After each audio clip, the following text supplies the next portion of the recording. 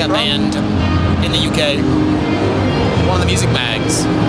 Yeah, they decided that they didn't like the fact that I did, it was for the Vampire. Just before they made a line out of it, I think. So I did this whole concept. I thought the vampire thing, okay, let's just take it real literal. And I'll be kind of a vampire character. So I did a little blood, and I had a backdrop brought in, and I slung a bunch of red paint on it, and I told the lighting designer I wanted it to look like a street corner, like kind of right at the end of an alley. So so overhead, blown out, and so I was the vampire who just made the kill, essentially. I took my hands and did like what every metal kid knows is too much metal for one hand. Okay, I did that above my head. So, and well, this UK magazine accused me of being like trying to, I guess, be subversive and try to put satanic imagery in their magazine, which is really far from the case. A, I don't believe in Satan. Secondly, I wouldn't do that to my company. I'd do crazy shit, but not when I'm representing the company. It was just strictly what it was, which was too much metal for one hand, and an ad that was for a vampire base. What came out of it, though, is that HB and everybody in the Warwick camp really came to bat for me. I was, banned, and they were threatening to.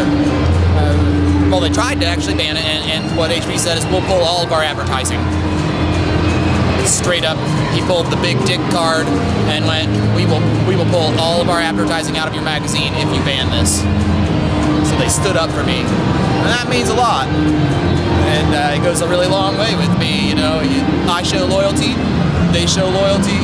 It's this reciprocal love, and so that was the story that I thought was fun to share, with people. Yeah, that's Lee Sklar, ladies and gentlemen. Everybody give him the bird. He loves it. That guy he's got a book coming out. It's like 6,000 people giving him the fucking finger. It's fan-fucking-tastic. It's great.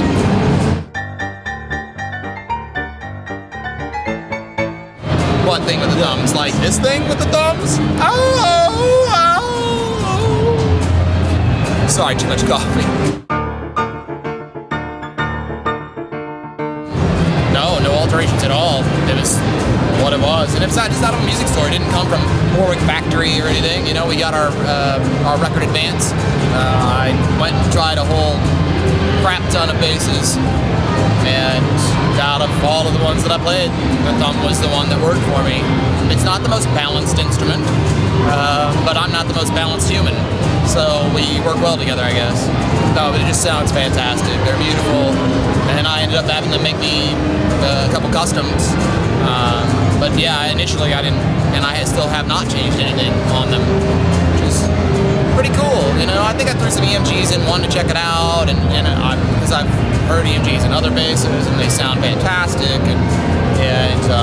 but it changed the tonality, and I liked the tonality in the first place.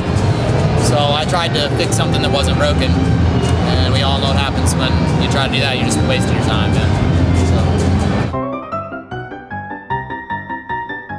Let's see.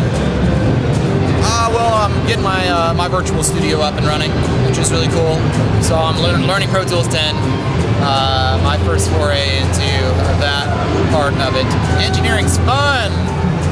It's actually really, really interesting. I find that I have a natural affinity for microphones. I love microphones. There's something really cool about vintage and or new microphones, actually.